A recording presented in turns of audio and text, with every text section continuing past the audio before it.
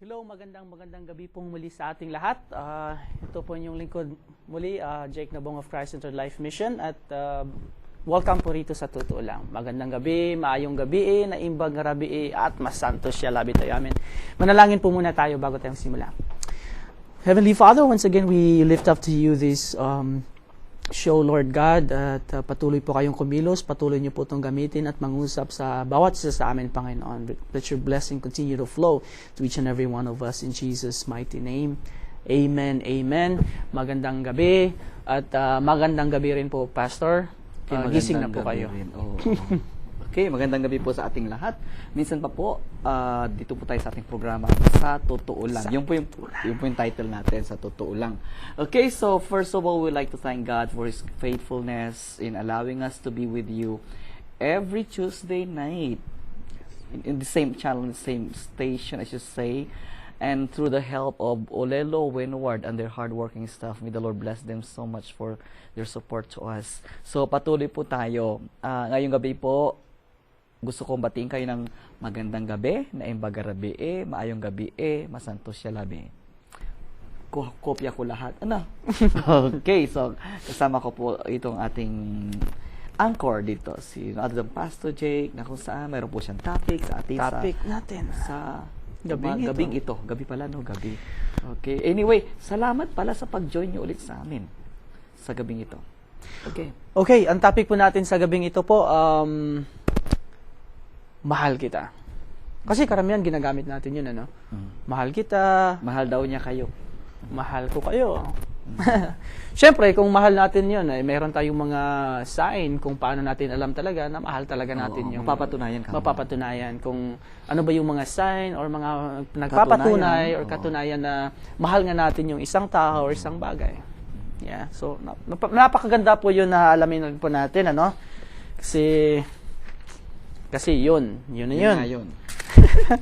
So sa chapter 15 ng Book of John, sa chapter 14 ng Book of John, sa verse 15, basahin ko po rito, "If you love me, you will obey what I command." If you love me, you will obey what I command. Ganun na po ka-short po. Of course, mahaba po to. Nag-uusap yung disipulo ng Panginoon Jesus. At ang Panginoong Jesus, may topics sila dito. But anyway, ito lang po yung titingnan natin, ano? If you love me, you will obey what I command. Napaka-easy, ano? Napaka-easy. Kung mahal mo ko, gagawin mo yung sinasabi ko. Pero napaka-meaningful. Saka napaka-simple lang, di ba? Yes. Maraming mga tao, madaling sabihin ng I love you, Especially sa mga nanliligaw dyan, nako po. Para bang nawalan ng meaning yung word na I love you, thank you, mga ganun na tinitake advantage nila. Ito naman si babae, kung minsan marinig lang yun, kinikilig na rin. Mapatext man lang ng I love you, ay nako po. Hindi na makatulog, hindi na makakain, katabi na sa tulugan ng kanyang cellphone. Diba yung word na I love you or mahal kita. Shadow close up yung mukha ko sa camera. Baka medyo umusog kayo ng konti doon, Pastor. Umusog na nga ako. O yan. Medyo. Hindi na Okay. So, ayun, sabi ng Panginoon, napakaganda pag sinabi ng Panginoon I love you or mahal kita, or sabi ng Panginoon is, sino man magsabi sa akin na mahal ako, kailangan gawin nila sinasabi ko. Yes. Napakasimple naman yun paano mo pa ito sabihin, mahal mo ang nanay mo, mahal mo ang tatay mo, kung pala lang sakit ng ulo binibigay mo, heart attack, ang regalo mo. Diba? All alta presyon, high blood pressure, mahal mo kaya sila pag ganon. Diba? Sa bagay, ang mga magulang na naman, wala namang kinagagalak yan, kundi maging masunurin ang kanyang mga anak. And same is true with the Lord. May magulang bang may pangit na naisin sa kanyang anak? Wala. Diba? May mga magulang nga, mas hindi kumain lang yung mga anak Yeah? Hindi naman lahat. Meron naman yung iba dyan 99.9%. At sila yung 0.1% na kung saan ginagamit ang mga anak. Okay? Samantala itong mga magulang. Karamihan sa mga magulang, especially to us Filipinos, yung mga magulang talagang willing to sacrifice everything for their kids, di ba? And then ang kagalahan ng mga yan makasunod lang. Sumunod lang. Total, maganda naman yung plano sa kanila Oh, di ba? No, tuloy mo. Meron ako napansin, Pastor, na ano, Ano? no, sa mga medyo wala sa topic. Mm. Uso kinukunti doon. Bakit? Bakit ah? Sabi ni Jesus ko. Ano. Tabing- Okay, so anyway, yung titingnan po natin dito kasi ang sinasabi dito ng Panginoong Jesus yung napaka-importante rin yung gawa ng isang tao ba na hindi lamang po nakukuha sa hindi lamang po nakukuha sa salita, kumbaga words are not enough, kumbaga dito. So napaka-importante na alamin natin to, yung gawa ng isang tao. Kasi siyempre maliwanag na yung sinabi ng Panginoong Jesus dito, if you love me, you will obey what I command. At saka napakasarap kasing sabihin yung pag pumupunta tayo, sinasabi natin sa Panginoon, I love you, God.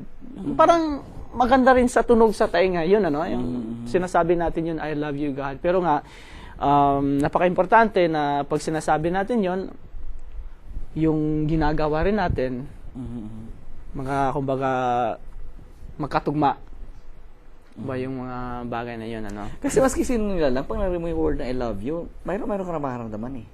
Yung I hate nga, mayroon nga eh. Diba? Yung bang nakakasarap ng damdamin, yung I love you, gaganunin ka. Diba? Eh, yung mga short-minded naman, sabing I love you, uy, type ako, crush ako, ungas. Okay. Mga gano'n. Ang point dito is, mayroon ka mararamdaman pag narinig mo yung word na I love you. Diba? Pero kung I love you ng I love you, wala namang katunayan.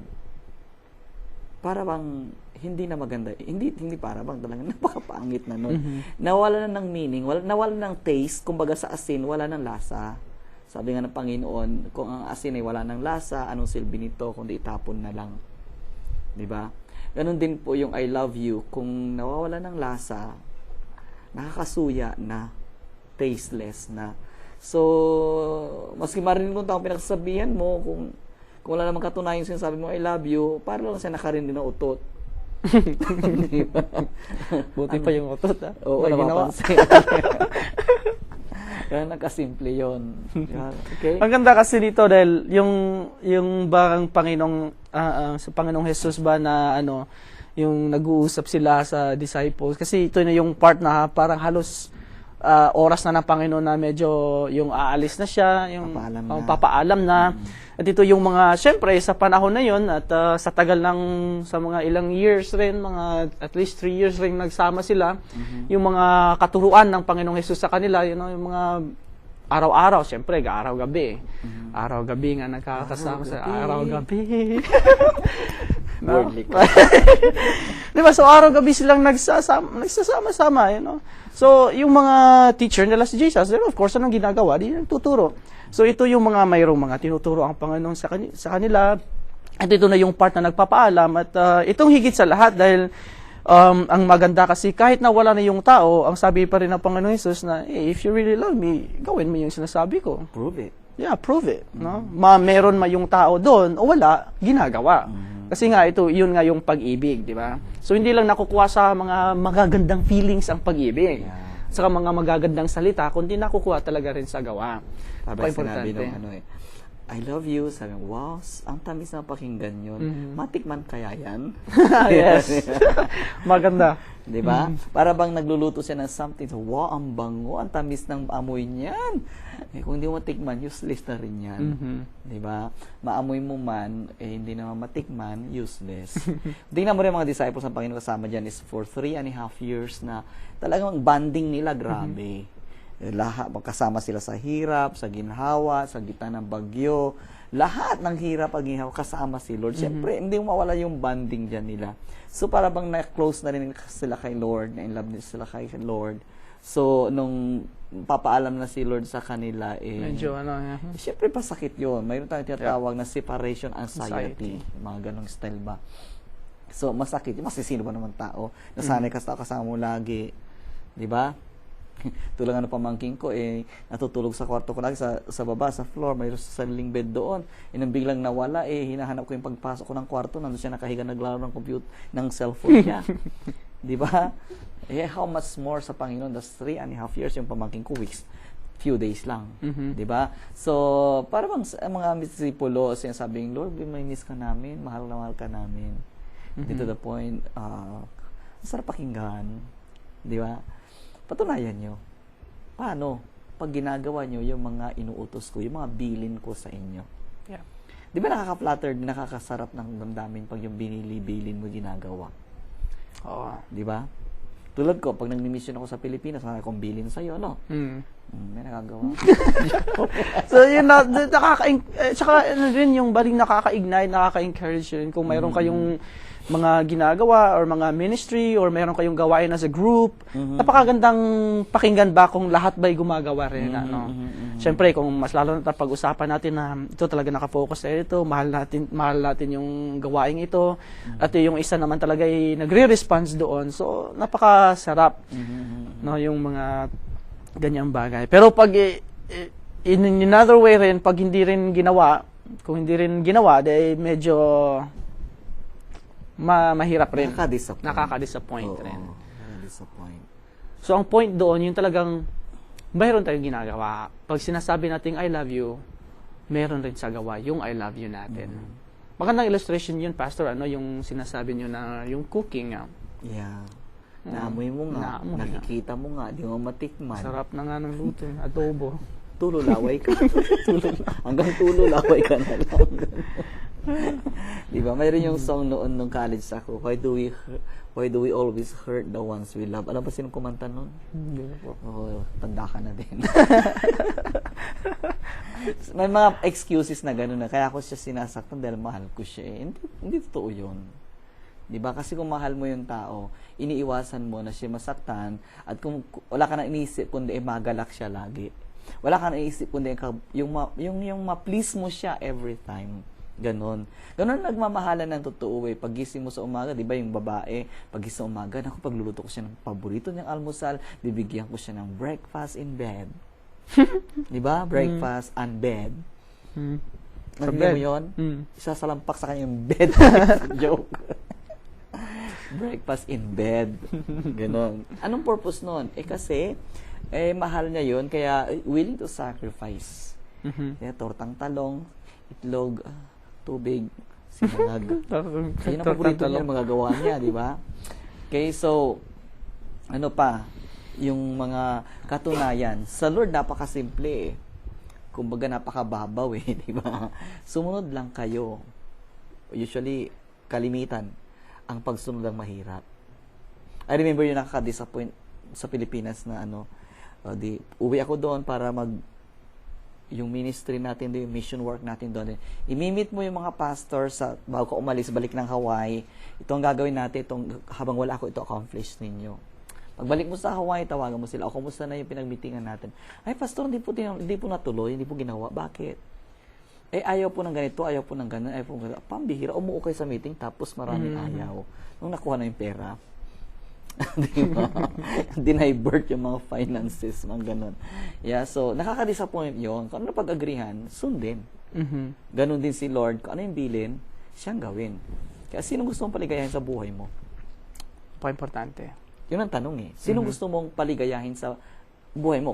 Kung bigyan ka ng Panginoon ng 15 years more to live, 5 years more to live, 5 months more to live, sino gusto mong paligayahin within that span of time na ipagkakatiwala ng Panginoon sa'yo? Ikaw, ang sagot mo dun? Panginoon. Honest ka ba dun? Yes. Kakapersonal. At ang tanong dyan, kung sino rin sa atin dyan. Di ba? Alin? Kung sino rin yung gusto natin. Sa tanong na yun.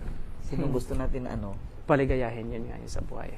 Kung bigyan tayo sa Panginoon ng Panginoon na about yung ganyan na may ilang taon, ilang buwan, kasi hindi naman natin masasabing taon nga talaga.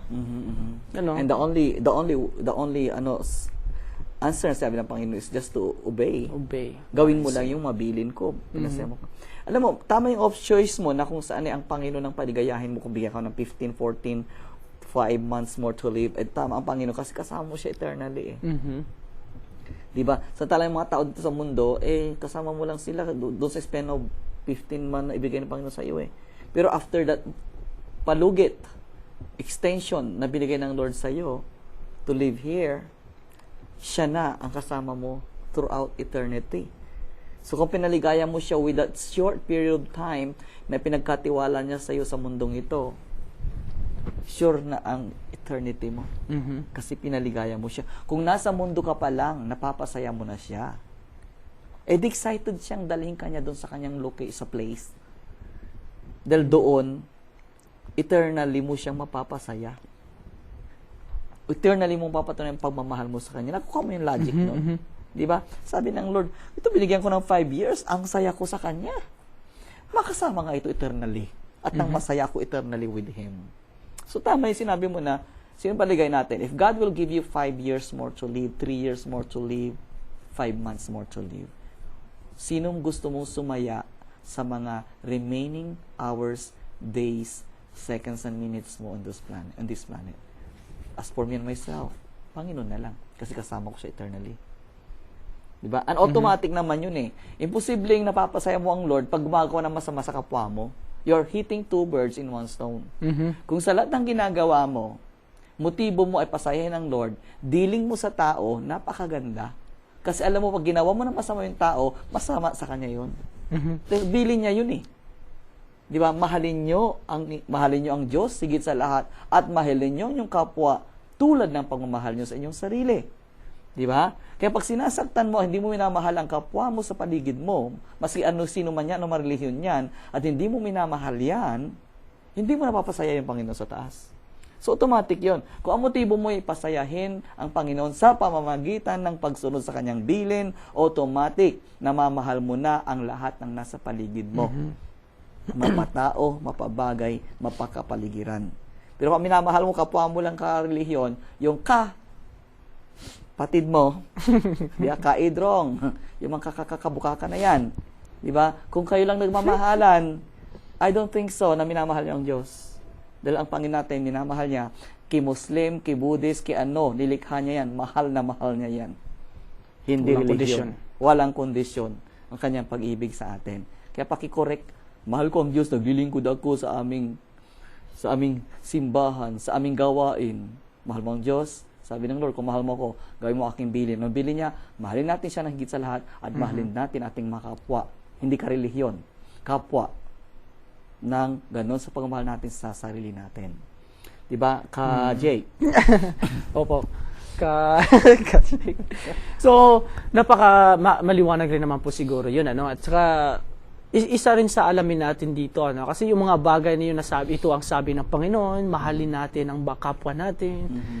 Maraming mga sinasabi ang Panginoon, manalangin, panalangin yung bawat isa, hindi lang yung basta yung katabi natin or yung makilala natin. At least naman napapanalangin natin yung pangyayari. Yun yung mga bagay na to. Kumbaga yung maraming mga unselfish reason na dapat natin ring mga gagawin na sinasabi ng Panginoon. Kaya ang tanong nga lang, alam ba natin itong mga bagay na to? Kaya napaka-importante talaga na kasi ang hirap sundin yung bagay na hindi natin alam. Tama. Yung ang hirap sundin. Kung simple lang yun, yung rules ng Amerika or kung sa mang yung rules dapat dito or sa trabaho natin or mapa-church man or sa country natin. Kung hindi natin alam, mahirap sundin. Kaya napaka-importante rin na alaman natin yung bagay, kung napaka-importante tulad ng sinabi ng Panginoon, napaka-importante alamin natin ang kanyang salita. Amen. Kasi paano nga natin masunod kung hindi rin natin Tama. Napaka-importante. May tama ka dyan. Okay, so napaka-importanting alamin natin yun. Kilalanin. Kasi sabi niya doon, kung mahal mo ko, gagawin mo yung aking mga bilin. Susundin mo mga sinasabi ko. Focus sa Panginoon. Yeah. So, ang ibig sabihin nun is, tama na sabi ni KJ na kung saan, paano mo masunod ang mga bilin na hindi mo alam. Di ba? At ang bilin ng Panginoon ay makatagpuan lang natin sa Biblia. Wow. At ang Biblia po ay libre. Hindi na binibili.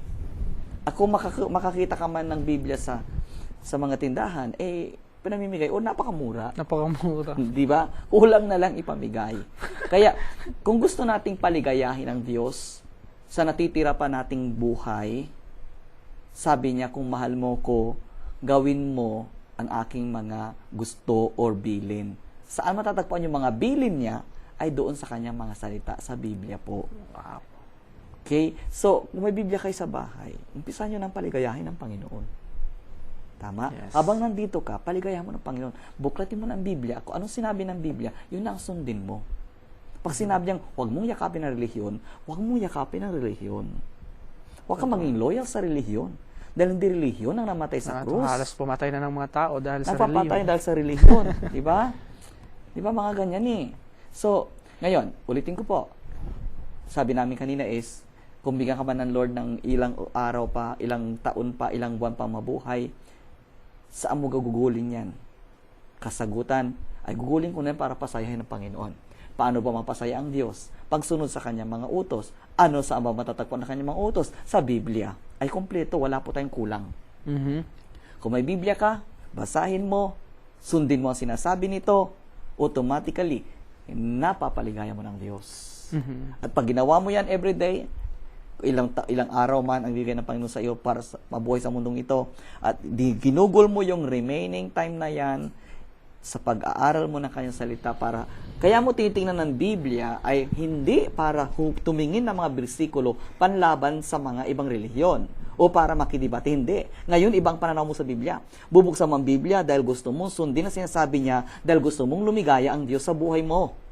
Huwag niyong sundin yung mga kulapo dyan na binubuklat ang Biblia para lang maipukol sa kapwa Pilipino, kapwa tao. Hoy, nasa Biblia ko, sabi niya rito, minto ka, nanunuro ka, pero ang daming turo na bumabalik sa iyo. So, pansino mo kapatid, no?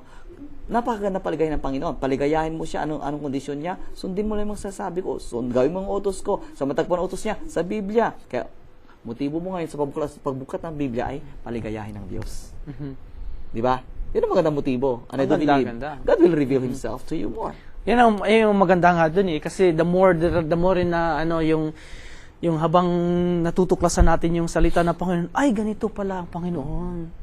No, mas lalo ring nakilala yung isang tao. Siyempre, hindi naman siguro tayo basta-basta sumusunod lamang sa isang stranger eh. Tayo, di ba? So napaka-importante rin yung nakikita natin yung pagkakakilala natin sa isang tao or sa isang sinusunod natin dahil sinasabi natin, binubuklat natin, wow, ang ganda naman itong, ito palang sabi dito sa Biblia, oh, napakaganda pala. Ganyan pala ang Panginoon. Gawin nga, dahil mahal ko siya. Yung mga gantong bagay, no, napaka-simple, ang ginagawa lang kasing complicated sa tao eh. Yung parang, para magkapera. Yun nga lang, wag yung pahirapan. Yung madali lang. So, ganun lang kasimple yun. Ganun lang kasimple yun. So, napakaganda po. Kung mahal mo ako, ika ng Panginoon, sundin mo ang aking mga utos. Sa matatagpuan ng kanyang utos, sa kanyang salita, ang tinatawag na Biblia. Kaya mula ngayon, kung gusto mong paligayahan ng Diyos sa buhay mo, simple lang. Kumana ka ng Biblia, at buklatin mo, at hanap ka doon ng mga susundin mo para sa ikakaligayahan ng Panginoon. Yan ang healthy way of opening the Bible. Yes. Yan ang talagang normal na pagbukas ng Biblia. Kung hahanap ka ng susundin mo para mapatunayan mong mahal mo ang Panginoon. Hindi para mapatunayan magaling ka sa Biblia. Di ba? Hindi ganon. Huwag natin sundin yung mga kademonyo ang ganon. Bubuklat natin ng Biblia because gusto natin paligayahin ng Panginoon. Gusto natin sundin ang mga gusto niya. Gusto natin mabuhay ayon sa kanyang terms. Ayon sa kanyang requirements. Alam niyo po, ubos na po oras na naman namin. So, ano yun? 2. Anong 2? 2 minutes. Ang gulo ng kasama ko. 2 So, minutes. I pray na hindi po yung sabi namin na 2 minutes. na kung saan salita ng Diyos po ay napaka-importante pong importante talaga. Kung gusto nyo, alam nyo po, magandang paligayahin ng Panginoon dahil siya ang kasama natin the rest of eternity. Yeah. Dito sa mundo, may limit ang buhay natin dito. Hindi natin alam kung kailan. Pero yung eternal na hinanda ni Lord, walang hanggan yun. Wow. Kaya doon ka na mag-invest. Mahal kita. Paligayahan mo na yung makakasama doon si Panginoon. Okay? Words so, are not enough. Yun nga itong sinasabi sa Words are not enough. Kaya napaka-importante rin yung gawa rin talaga natin. Nasa gawa rin. Nakikita rin na Kaya yun naman, siyempre, yun lang, sometimes doon nagkakahirap yung mga tao na maniniwala, yung mundo minsan nahihirapang maniniwala dahil sa sometimes sa mga siguro mga Kristiyano or sa atin rin naman siguro sometimes dahil siguro hanggang sa salita na lang hindi naman napapatunayan sa buhay. Kaya napaka-importante rin na pag-iingatan. No? Tingnan natin yung sarili natin at gawain natin. Ano? Sinabi natin malang Panginoon, let's do what He says. Amen. Okay. Okay, So, wala na yan. po kaming oras. Totoo na to. Sa totoo lang. Manalangin na po tayo. Totoo Sa totoo lang, wala na pa kaming oras. Meron kaming putulan dito. Okay, Amang Banal, maraming salamat pong muli sa iyong pagpanubay sa amin sa pagtatalakay ng iyong salita. Dalangin ko po, Diyos, na ang buhay behind your words ang pumunta sa mga bahay na kung saan ay nanunod at sumusubaybay sa amin. Ano po pangangailangan ng mga tahanan na yan, Panginoon? Dalangin ko po, Diyos. Isupply mo po ayon sa iyong pagkapangyarihan. In body, soul, and spirit, hayaan mo ang boses namin ang maging presensya mo sa tahanan kung saan kami naririnig ngayon. Pagpalain mo sila, Panginoon, sa lahat ng kanilang sitwasyon. Salamat, Ama, sa pangalan ni Jesus. Amen. Amen. Amen. Okay, so minsan pa po, maraming salamat sa inyong pag-antabay sa amin, pagpatnubay sa amin, subaybay sa amin. Kayo po'y nanya naming, Every Tuesday. okay, every Tuesday daw. Subaybayan niyo po. Subaybayan niyo po kami. Every Tuesday, 6 p.m., same station po tayo. At kung meron kayong mga katanungan, gustong topic na aming pag-usapan, huwag po kayo magtubili na kontakin kami by email, Email, or sa by baba. phone. Nakita nyo, nakadisplay po yan. Salamat po sa mga operator ngayon. Sila ay si Sierra Isla at si Joshua Turano. Wala yatang na kung saan, hindi nila alam ilagay yung aming pangalan Email dyan sa ngayon. baba. Mag-display Sa baba. ngayon sa screen ninyo. Okay? Yung email. So, yun po. Kontakin nyo po kami noon. Hindi kami. Hindi na gets. Yung contact Okay. information raw lalabas. Okay, so kung gusto niyo po kami makasama sa in person na magki-fellowship sa amin every Sunday po ng hapon. Sunday Yun, po. yung contact information. po. Yan na po. yung lumabas Awa na. ng Diyos, dumating din. Via email. Okay, so every 2 p.m. sa likod po ng Jackie na Box sa Kanyohi po, nandun po kami. Kung gusto niyo po kayo makasama. Yes. Okay po. Kung gusto niyo po kami tingnan sa internet, email niyo po kami, ibigay ko sa inyong link. Yung mga past na shows po namin dito, pwede niyo pong panoorin. Or gusto niyo may kilala kayo sa Pilipinas na gusto mapanood kami through internet, they can watch us. So, email nyo lang po kami doon sa email information na ipinakita namin dyan sa screen kanina. Yan lang po kasimple yun. Okay? Ayun. So, the time is Running. So wala na kayong masasabi. Maraming salamat po sa inyong pagsubaybay sa amin. Daghang salamat. Salamat na balbalag. Maayong Agyaman kami unay. Tipin ang buyayo. Pang buyayo kenyami. Tatang Tatang rabi. rabi. The Lord bless you all. God bless.